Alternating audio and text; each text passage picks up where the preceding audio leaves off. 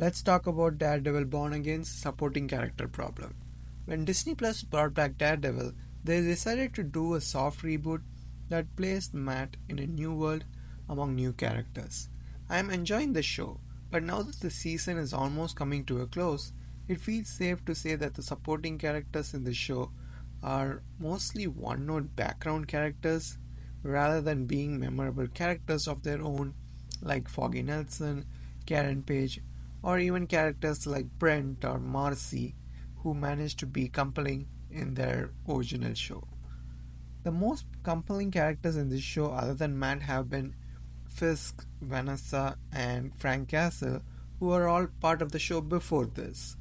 The show hasn't really spent much time digging into the new supporting characters they introduce, as they simply place them in random roles in Matt's life, such as girlfriend or informant or partner, without taking the time to establish their actual dynamic with Matt Murdock. Even his relationship with Heather Glenn feels really hollow. The most egregious example would have to be Kristen McDuffie. She is such a fantastic and unique Daredevil supporting character in the comics, and I was excited about having her around, especially after Foggy and Karen left. But she's barely done anything and has none of the charm the comics version did. She just comes across as a generic good lawyer, and it's hard to actually care about the character because she's just there and kinda is really boring.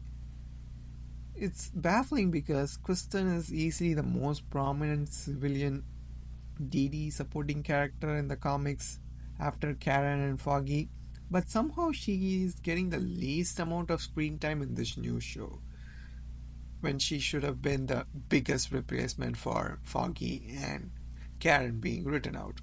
So far, I believe none of the new supporting characters have made a huge impact on the audiences, and that needs to change as the show moves forward.